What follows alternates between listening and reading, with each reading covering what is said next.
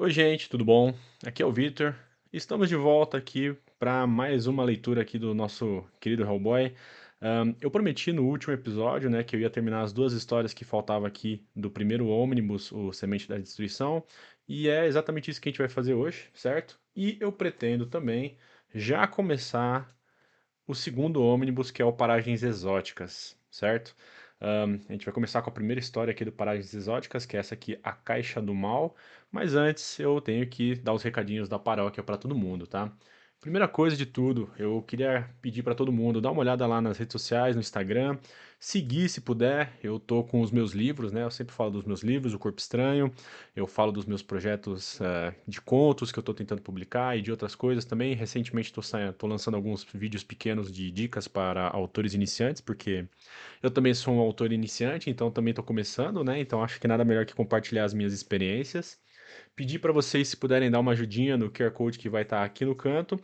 E, bom, acho que é isso, né? Vamos lá então, vamos abrir aqui o nosso a primeira história que está logo no final, né? Essas páginas aqui com certeza vocês lembram, ela é do Quase um Deus, Almost Colossus, né? Que a gente leu já da outra vez. A gente passa por algumas histórias aqui que Minhola fala sobre a criação do Hellboy. E a gente dá de cara aqui com a primeira história que a gente vai ler dessas histórias mais curtas, que é Hellboy, o maior detetive sobrenatural do mundo. Certo? Então, só para vocês saberem, essa história ela foi escrita pelo Mike Mignola e pelo John Byrne. Ela foi obviamente ilustrada pelo Mike Mignola, mas foi colorida pelo Matt Hollingsworth e foi publicada originalmente em 1994, em maio de 94. Essa história aqui é bem simples, ela é bem pulp, na verdade. A gente já tá vendo aqui que tem um vilão do mal, né? Porque ele tem uma suástica na testa, que é o Herman von Klempt. Ele é um nazista que é só uma cabeça flutuante, basicamente é isso. E ele vai aparecer em mais histórias mais pra frente também. Se não me engano, a gente já viu ele também nas histórias que tá aqui do Sementes da Destruição. Ele tem um macacão que também é meio mecanizado, né? Que ele modificou. E o Hellboy atravessando o teto ou a parede para salvar a dama em defesa aqui, né? Basicamente o que a gente vai ter é uma sequência de porrada, né? O Hellboy dando tiro aqui na mão mecânica do macaco, ele tá enfrentando ele aqui, pega um maquinário, a moça aqui ainda tá viva, e daí ele joga, arremessa dentro aqui da boca do macacão e explode tudo.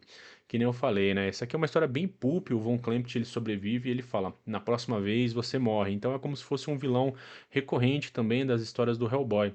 Eu vou falar pra vocês que essas historinhas curtas, elas são muito legais, mas elas não trazem muito mais conteúdo do que as outras que a gente tá acostumado a ler também. Mas é divertido ver essas pequenas janelinhas aí da vida do Hellboy, né? E os vilões que ele acabou enfrentando.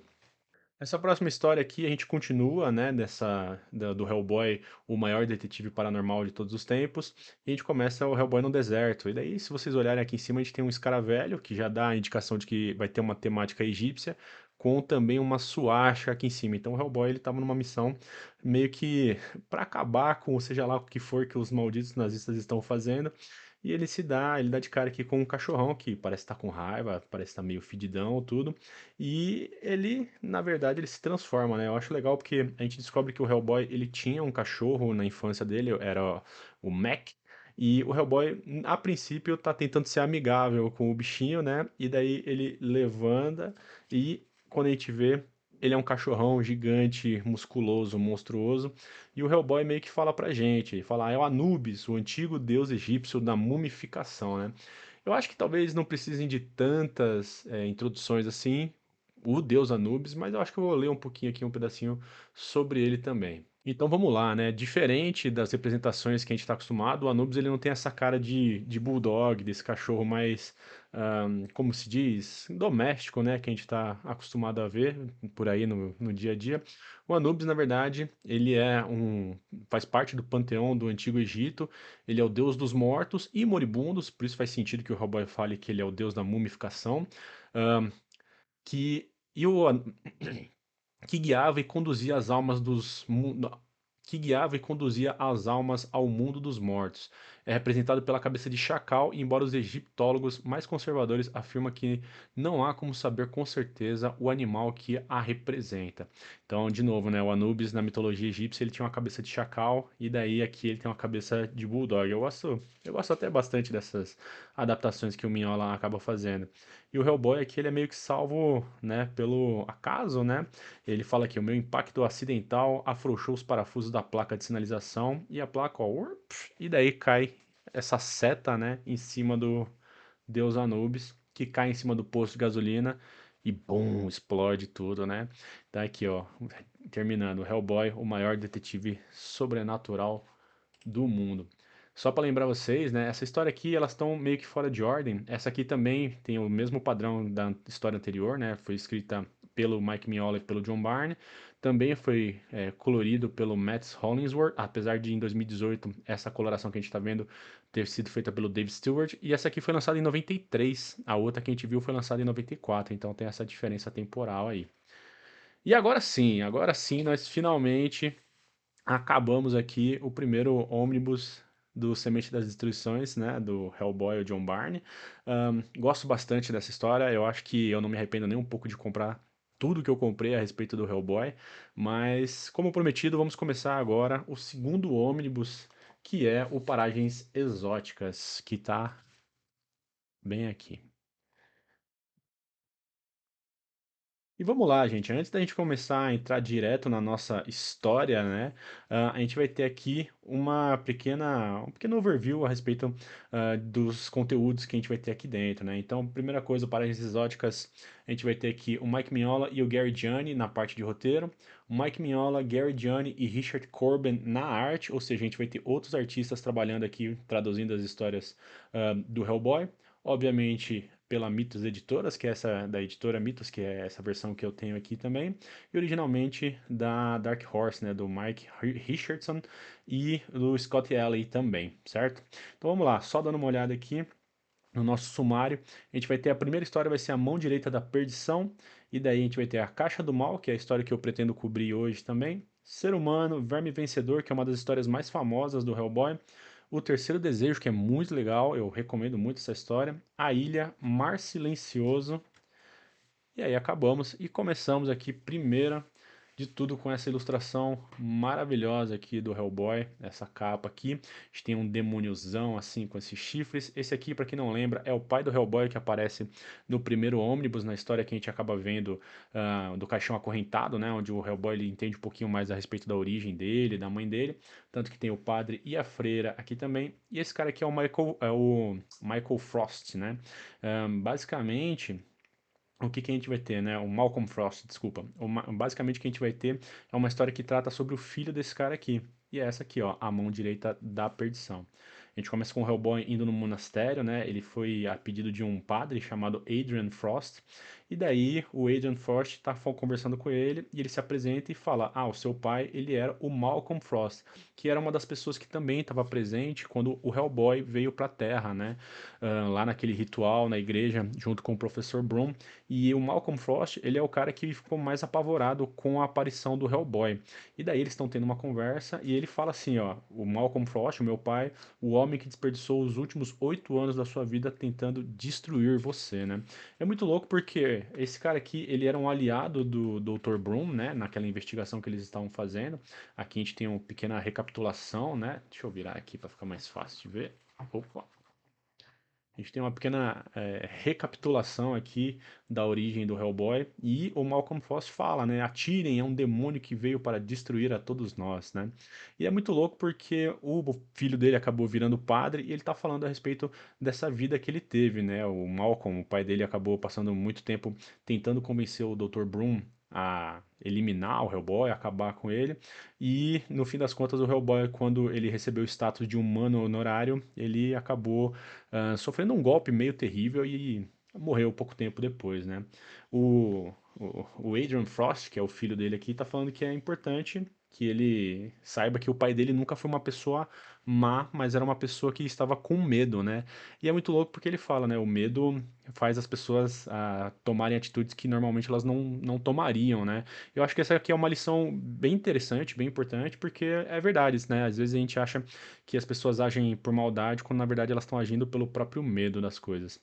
Bom, e daí continua seguindo aqui a história. O padre, ele entrega pro Hellboy um pequeno papelzinho aqui, que é tipo um papiro e tal, que é uma das ilustrações mais legais da mão direita do Hellboy, que depois a gente vai descobrir muito mais a respeito das origens, né, dessa mão que na verdade foi colocada nele. Dá pra ver aqui, por exemplo, nessa ilustração, que o Hellboy era pequenininho em relação à mão dele, né, então é algo que não era natural, não tava junto com ele. E ele tá falando, né, contemplem a mão direita da perdição. E eles continuam falando, né? O padre ele faz uma citação aqui. E eu vislumbrei o fim do mundo e vi em a. Opa. E o padre ele faz uma citação aqui. E eu vislumbrei o fim do mundo e vi a besta fera. Em sua mão direita estava a chave do abismo sem fundo. E tem um asterisco aqui, que é um asterisco que fala sobre o Papa Silvestre II no ano de 999. E daí eu, óbvio, fui pesquisar um pouquinho a respeito para ver quem é esse cara. E vou ler um pedacinho aqui para vocês, só para a gente poder se contextualizar, na verdade, né? O Silvestre II, cujo nome de batismo era Gilbert Auliac. Basicamente, o Papa, né, o Gilbert, nasceu na Alvernia, na França. Ele tem origens obscuras, mas com certeza foram humildes, né? Então ele não era de nenhuma família muito rica, nada, não era um nobre. E ele foi educado e encaminhado aos estudos teológicos no monastério de São Jorrad de Aulerac, na Alvéria.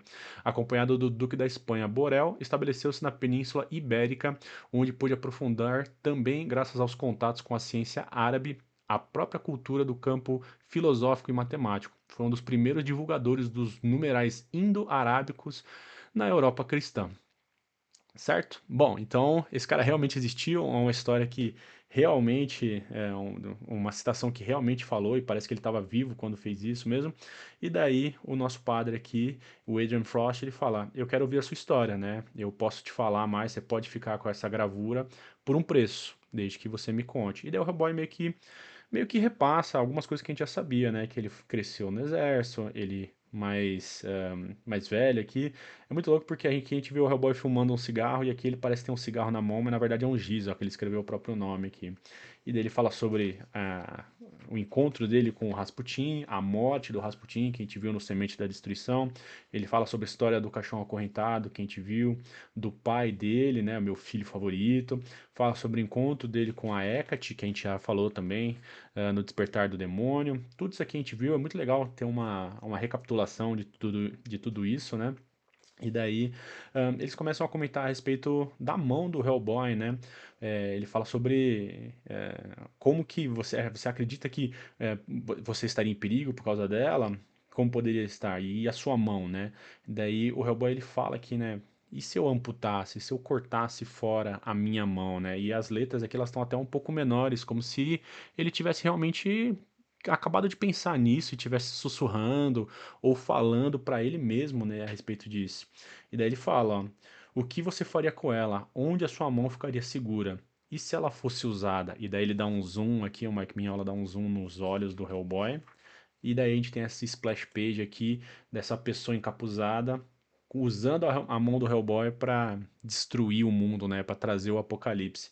E daí ele fala: "Essa é a sua cruz, né? Você não vai poder se livrar dessa mão, Hellboy. Você tem que ficar por aí". E daí o padre, Deus te abençoe, meu filho, vai em paz. Daí o Hellboy, né, sempre com os comentários sarcásticos dele, né? Mão da perdição, cacete. Que beleza de vida é essa que é a minha. E daí a gente acaba essa história aqui. E agora sim a gente começa a nossa história da Caixa do Mal, né? Eu gosto sempre dessas aberturas aqui, dessas capas, porque elas sempre dão alguns elementos interessantes que a gente vai ver na história também. Mas antes disso, eu só preciso passar algumas informações para vocês. A Caixa do Mal, ela foi escrita somente pelo Mike Mignola, foi ilustrada pelo Mike Mignola e colorida pelo Dave Stewart. As letras foram feitas pelo o Pat Brousseau e foi editado pelo Scott Ellie e foi lançado originalmente no Hellboy 1516 em agosto e setembro de 1999, tá bom? E a gente começa aqui a nossa história em Durgan Hill, Inglaterra, onde o Hellboy e o Abe estão aqui falando com o Sr. Heath, e ele basicamente está falando sobre um acontecimento, né, onde ele ficou paralisado, ele não conseguia se mexer, e um outro homem aqui, um intruso, ele aparece com essa vela em formato de mão, e invade a casa, né, e o Senhor Heath aqui, e ninguém da casa consegue se mover, eles não conseguem tomar nenhuma atitude para parar esse cara, basicamente. E daí ele pega um martelo e da parede ele pega uma caixa e uma pinça. E ele deixa aquela vela esquisita em formato de mão queimando ali durante muito tempo. E o Sr. Hitz ele fala: "Eu só recuperei minhas funções motoras hoje de manhã por volta das 11h30". E segundo os cálculos lá, ele ficou parado por quase 12 horas, né? 12 horas congelado sem conseguir se mover. E daí o Hellboy pergunta pro Abe, e o Abe fala, isso aqui é uma mão genuína, né? E a gente descobre que isso aqui é uma mão da glória. Uma mão da glória, basicamente, ele fala sobre uma pessoa que foi morta, um enforcado, e daí você arranca a mão dele, seca, e daí você cobre em cera para poder fazer uma vela, e ela vira um artefato místico bem poderoso aqui, que também revela segredos, né? E daí a gente vê aqui um pouquinho no buraco que foi feito por esse invasor, o Hellboy pega e fala que é a imagem de São Dustin que estava aqui dentro, né? E ele fala sobre uma caixa e uma pinça que foram os itens que a gente sabe que esse indivíduo aqui acabou roubando. E daí eu fui ver, né? Quem diabos que é o São Dustin? Quem que é esse cara e para que que ele serve, né? Ele existiu de verdade? É uma invenção do Mike Mignola? E basicamente ele fala assim, ó. O São Dustin ele realmente existiu, ele foi um bispo inglês e um monge beneditino e ele foi sucessivamente abade da abadia de Glastonbury, bispo de Worcester, bispo de Londres e arcebispo de Canterbury, ou seja, ele teve uma vida monástica aí bastante grande, né, extensiva, o cara ele galgou vários cargos, e ele basicamente restaurou a vida monástica na Inglaterra e reformou a igreja inglesa no período que ele estava vivo ali, né, que foi de 909 até 988 depois de Cristo. Um, e vamos lá, né? A gente tá vendo aqui que o São Dustin ele tem uma figura aqui que estava gravada na caixa e o Sr. Hit ele fala que teve uma visão onde ele fala a respeito desse lugar que ele compara com a queda da casa Usher, né? E a queda da casa Usher ela é uma história do Edgar Allan Poe que basicamente fala que esse lugar aqui ele é tão sombrio que ele meio que suga as trevas ao redor, assim. Ele é um lugar completamente terrível e tenebroso. E a gente corta daqui para cá, né, do relato do Sr. Rees para a realidade em Lochenden, na Escócia. E a gente tem esse cara aqui falando com o pessoal que contratou ele, na verdade, né?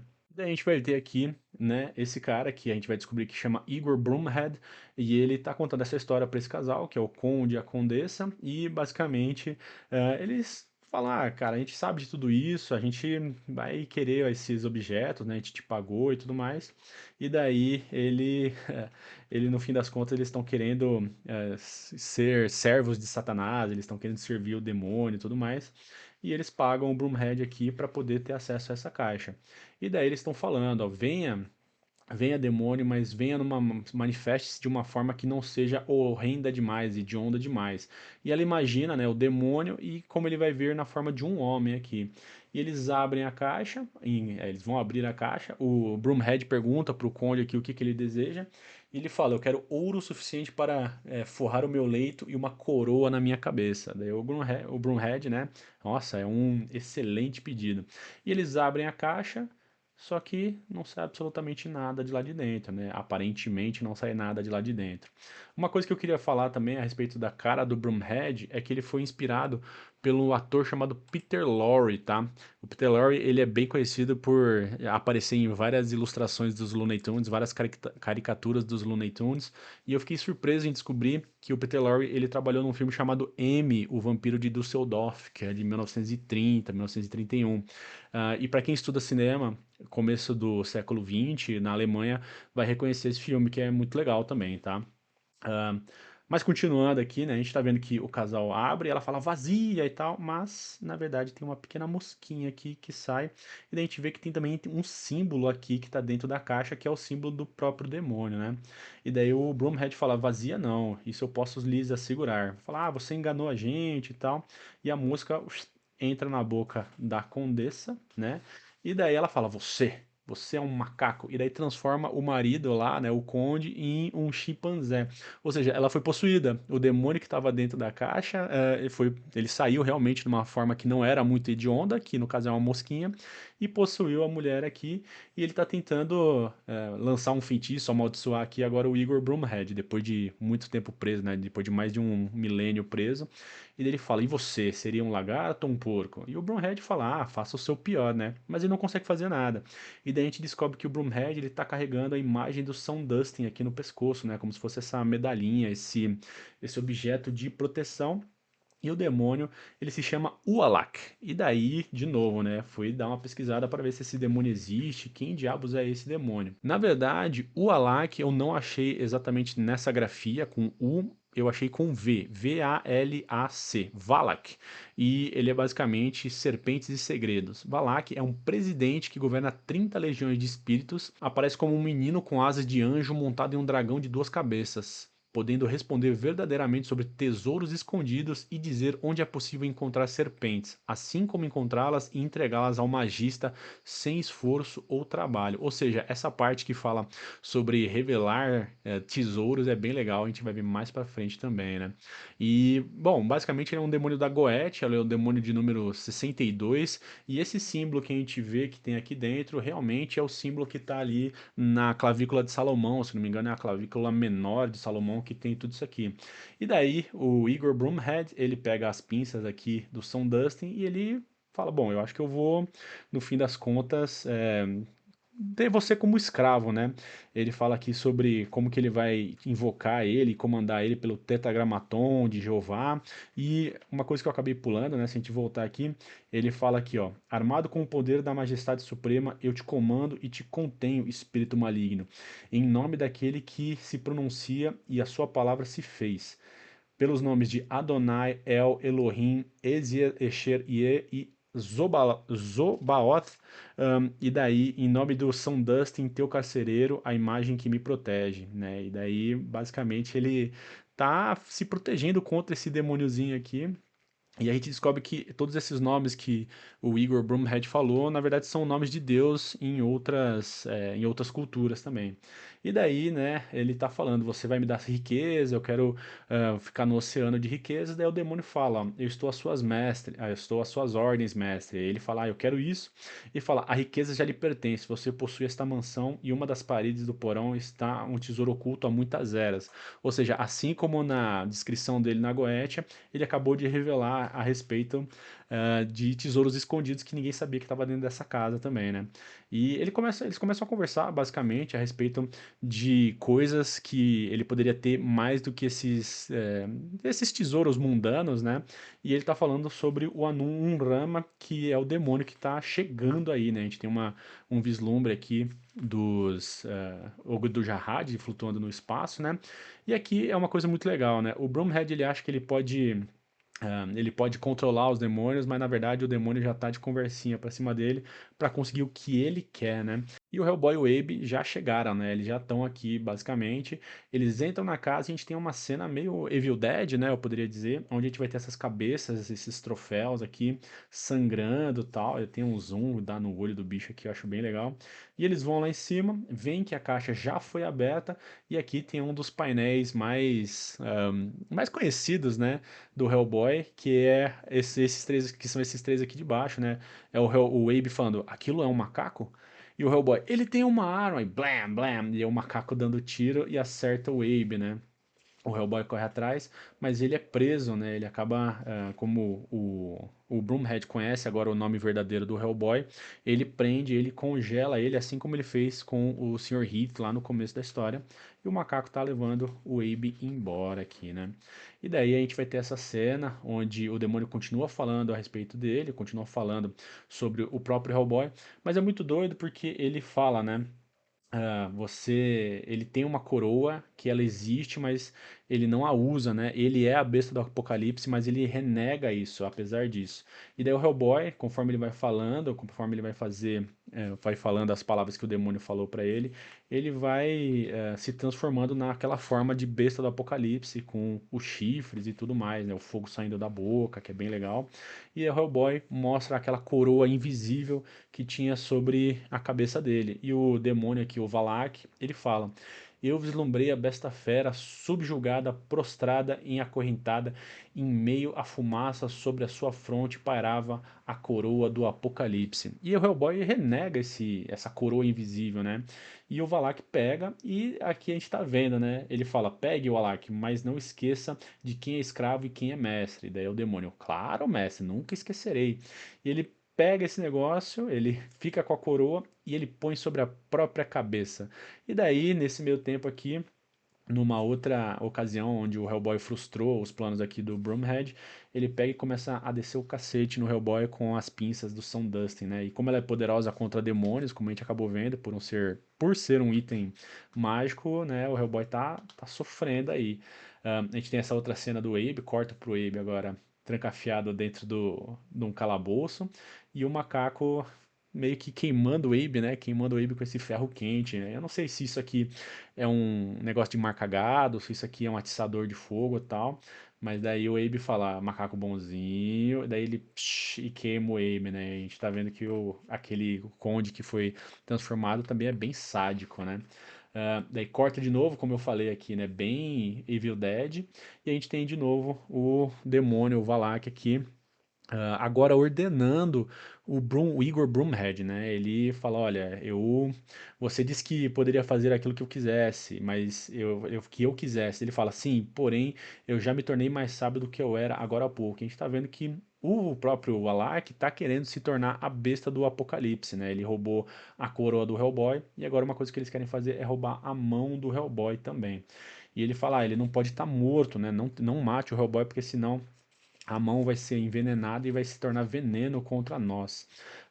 E daí, né, a gente tá vendo aqui e vai cortar para uma cena muito legal, onde a gente vai ver o Valak pegando as pinças do Som Dustin e transformando numa espada. Muitas vezes a gente vê o Hellboy também em sua forma de besta do Apocalipse carregando uma espada, né? E ele usa essa mágica muito legal. Eu acho que isso aqui é uma transformação muito bacana, e dele transformando isso num objeto de poder para ele poder cortar a mão do Hellboy fora. E a gente tem uma intervenção onde fala que nesse momento, em outro lugar, e daí a gente tem uma voz aqui que está falando com o Hellboy, e a gente vê que é um gnominho aqui, um cara que é o Sir Edward Grey, a gente vai ver mais pra frente, e aqui um cara meio elfo, meio Tuata de Danann, alguma coisa assim, meio celta, e eles estão conversando com o Hellboy, né? Daí ele fala: Qual que é o seu nome? Daí o Hellboy responde: Anum Unrama.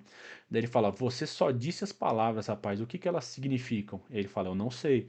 Anum Unrama, o destruidor de mundos, a grande besta fera, e sobre a sua fronte repousa uma coroa de fogo.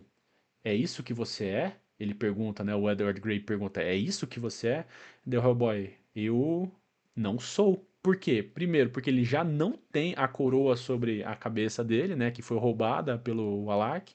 Mas também porque o Hellboy não se considera isso. Ele não é a besta fera do Apocalipse. Ele é o Hellboy e ponto. E daí ele fala: Nesse caso, rapaz, esse não é o seu nome. E daí o Hellboy acorda. Isso aqui é muito legal, porque tem a ver com essa questão da identidade do Hellboy e da humanização dele. Então, ele não tá mais sob o feitiço do Igor Broomhead, porque ele não é o Anu Unrama, ele não é a besta fera do Apocalipse. Ele é o Hellboy. E daí a gente corta aqui, o Hellboy se liberta, uma sequência de porrada maravilhosa, ele contra o Valak, ele quebra a espada, e o Igor Broomhead, como bom covarde que ele foge, né? Ele vai embora.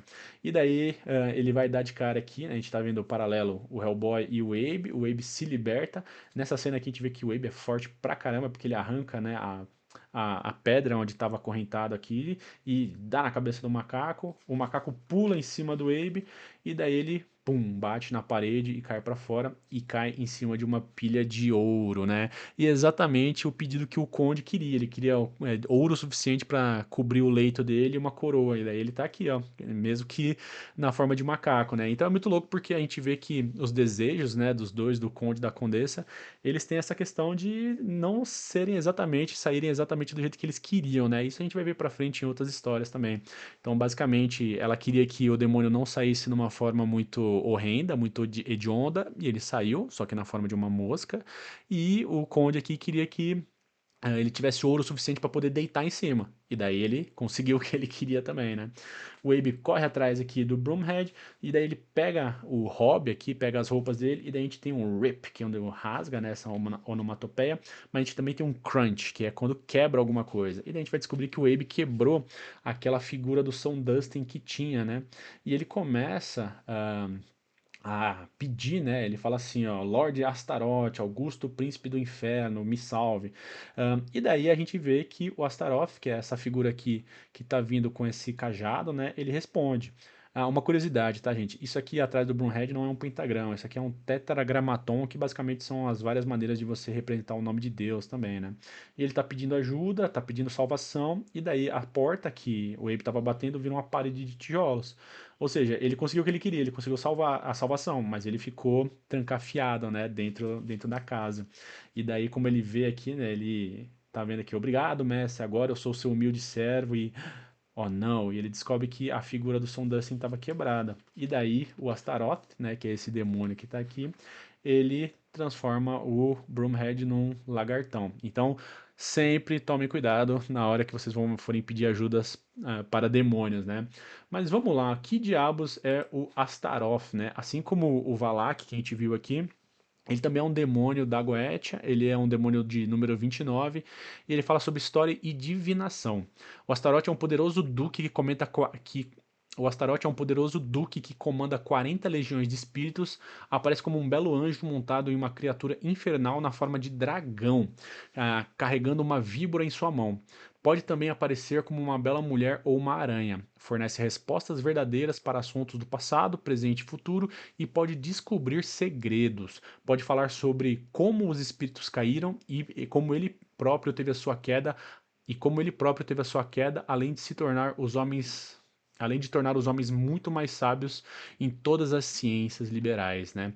Então, basicamente, a gente vai ter esse demônio, a gente descobre que esse cajado que ele costuma segurar também é uma cobra. Só uma curiosidade para contar para vocês é que o demônio Astaroth, na verdade, o nome dele é derivado de uma deusa fenícia chamada Astarte, que é uma equivalente babilônica da Ishtar e da Suméria Inanna. E ele é mencionado, óbvio, na Bíblia hebraica. E daí eu fui pesquisar, né? Fui ver quem diabos são essas outras deusas aí, como que elas se tornaram o que são. Então, basicamente, Astarte é um personagem do panteão cananeu, é uma deusa, é a mais importante deusa dos fenícios, filha de El e irmã de Astar e de várias divindades ugaríticas. É a deusa do planeta Vênus, da lua, da fertilidade, do amor, da beleza e da guerra. Em Ugarit, ela também é a deusa dos tratados, do equilíbrio, paz, moderação e da caça, largamente cultuada em todo o antigo Oriente Próximo, especialmente em Sidom, Tiro e Biblos, na região cananita. Aparece também possivelmente como esposa de Baal. E também pesquisando a respeito desses deuses, né, eu descobri que existe um curso chamado Leitura Histórica da Bíblia, O Deus entre Deuses, do professor Henrique Caldeira, que ele tem um canal no YouTube e no Instagram que é o Estranha História, que é muito legal. E daí, basicamente, nesse curso ele fala sobre outros deuses que são citados na Bíblia também. E daí Astarte, Astaroth, eles estão, a Ishtar, eles estão todos aí presentes, né? Mas continuando, o Astaroth também é uma derivação equivalente da Astarte, que é equivalente da Inanna, que é uma deusa da Mesopotâmia, associada ao amor e ao erotismo, à fecundidade e à fertilidade, tá? Apesar de ser alvo de culto em todas as cidades sumérias, era especialmente devota em Ur, e ela também é Ishtar, né? Ishtar, que também é equivalente da Inanna, é a principal deusa mesopotâmica do amor sexual, fertilidade e guerra. E é muito louco porque, né, essas deusas todas têm a ver com amor, fertilidade, e no cristianismo elas se tornaram um demôniozão que, bom, basicamente você não pode fazer pactos com ele, né? E daí, de novo, a gente continua vendo o Hellboy aqui lutando com o Valak. Ele quebra os chifres dele, dá uma porradona, enfia os chifres no peito dele e ele é derrotado. E ele sai, né? Ele foge de novo naquela forma de mosquinha. E o Hellboy pega ele com a mão direita aqui e acaba caindo no lago. A gente vê que o Abe tá aqui também. Ele cai, e daí o Astaroth aparece para ele, né? Ele fala, eu vou ficar com isso aqui para você. E daí ele pega o demôniozinho, ele fica preso de novo, só que dessa vez em âmbar, né? Como se fosse um insetinho, até porque ele assume a forma de uma mosca, então faz todo sentido. E o Astaroth, ele tem uma relação com o Hellboy, né? Ele tá falando, você ainda é um demônio, você ainda é a besta fera da destruição, tal, toma aqui a sua coroa. E o Hellboy fala: Não, eu nunca vou ser isso e eu não vou usar essa coroa e ponto final. Daí ele fala: Tudo bem, eu vou guardar essa coroa para você lá no inferno e sempre haverá um lugar reservado para você no pandemônio, né? Lá a coroa ficará guardada. E ele assume aquela forma dele que é descrita ali na Goetia também, né? Que é aquele demônio montado numa fera apocalíptica segurando uma cobra. E daí, de novo, né? O Hellboy ele vai embora. Ele pega o Abe aqui, ele encontra com o Abe, vê se tá tudo bem com ele, fala que vai ficar no hospital. E daí a gente tem essa imagem final fechando do macaco aqui, que era o Conde, e agora a gente vê que realmente existe uma coroa sob a cabeça dele, né? Então ele conseguiu tudo que ele queria. E a gente tem um pequeno epílogo, que é o Hellboy com a Kate, que é a minha personagem favorita, pessoalmente falando, sobre o relatório que o Hellboy deu da dimensão, e ele tá falando, cara, eu não quero falar sobre isso, né? Eu falei algumas coisas tal no relatório, mas que são de cunho pessoal, né? A Kate fala sobre o Abe, fala que ele vai ficar tudo bem, mas que o Abe já sobreviveu coisa pior, né? Ele fala que ele já foi arremessado 300 metros de distância em cima de umas rochas por um Ogopogo. A gente vai ver essa história mais pra frente também. Tem um pequeno quadro aqui do Abe voando. E daí o Hellboy, ele tá conversando com a Kate, né? Ele se abre com ela e fala a respeito de coisas que são pessoais e que ele lida com o que ele é simplesmente não ligando, né? Ele fala, eu ignoro o que eu sei o que eu sou, mas eu faço questão de ignorar. Eu gosto bastante porque a Kate é uma personagem que o Hellboy tem uma relação muito saudável, não? Saudável. A Kate, ela costuma ser essa pessoa que é mais mediadora, né? E é muito louco, porque ele mostra pra ela que esse pergaminho que ele pegou lá do Adrian Frost, né, do padre, e daí a gente tem esse pequeno corte pra esse pequeno demôniozinho aqui, né, aliás, desculpa, não é nem o demôniozinho, é esse elfo aqui, ele olha pra essa pequena figura, então a gente tem essas, né, o papiro e a cara dele aqui, e o Hellboy solta, e daí vem uma ave e pega ele, e daí com a garra aqui, e daí ela fala, como que você pode ignorar uma coisa dessas, né? O Hellboy fala, eu tava acostumado a ignorar quem eu sou. E daí ele fala, sei lá, tanto faz. E daí ele fala, você quer ir até Success? Eu soube que tem um castelo eu não vou nem tentar pronunciar aqui, Hussmanshire, que tem uma dama fantasma que fica vagando pra lá e pra cá montada num jumento. Deve ser muito bizarro, né? E é muito louco porque provavelmente esse pássaro que apareceu tem a ver com esse elfo, esse senhor elfo aqui, porque nessa figura aqui não tem nenhuma ave e aqui do nada, quando o papelzinho sai voando, tem. Então provavelmente eles pegaram essa figura aqui do Hellboy também. E daí acaba, né? A gente finalmente acabou. A caixa cheia de mal, box full of evil. É uma história que eu gosto muito, eu acho que ela complementa bastante o universo do Hellboy. E depois a gente vai ver ser humano aqui, só que agora eu não vou falar sobre isso aqui, a gente vê de novo, né, um pouquinho o Hellboy, a gente vai ver aqui o Roger e tal, e vocês estão notando que a arte está diferente, mas a gente não vai falar sobre isso hoje, tá? Então essas foram as histórias do Hellboy dessa vez, eu gosto bastante, né, eu acho que a gente tem bastante coisa a aprender, por exemplo, com o Minola, como ele estuda bastante essas coisas de ocultismo, demônios e tal, para poder ter inspiração, para poder contar as próprias histórias dele, meio que dando uma reviravolta sobre esses demônios. Eu fiz isso também num outro conto chamado Apenas o Silêncio, que foi publicado no livro Goetia, né, da Medusa Editorial. Ainda não chegou, mas quando chegar eu vou fazer questão de mostrar para vocês aqui também. E eu acho que, assim, é uma boa leitura, cara. Eu gosto bastante dessas histórias do Hellboy com o Abe, eu acho que eles funcionam bem em dupla. E a gente vai continuar aqui, depois seguir o nosso Omnibus Volume 2, Paragens Exóticas. É isso, gente. De novo, né, os recadinhos. Esse episódio ficou bem maior do que eu estava esperando. De novo, recadinhos, né? Dê uma olhada lá no Instagram, @dancovictor. Dê uma olhada nos livros, de repente vocês gostam de alguma coisa. Sigam lá, não esqueçam de dar like, compartilhar aqui no YouTube também. Uma coisa que eu não estava fazendo, mas que eu vou começar a fazer é colocar os vídeos no Spotify também. Então, eu acho que isso meio que vai chamar mais atenção para o Spotify. E eu também não preciso exportar duas vezes, né? Uma em vídeo e uma em áudio. Ahn, e é isso, gente. Vamos continuar aí no Hellboy, porque tá ficando legal. Tá ficando cada vez mais legal. E a gente vai ver que existem coisas aqui que, nesse volume, que vão ser cruciais, assim, pro desenvolvimento do Hellboy. Tá bom? Tomara que o trabalho de vocês não enlouqueça a mente, não adoeça a alma. E tchau, gente.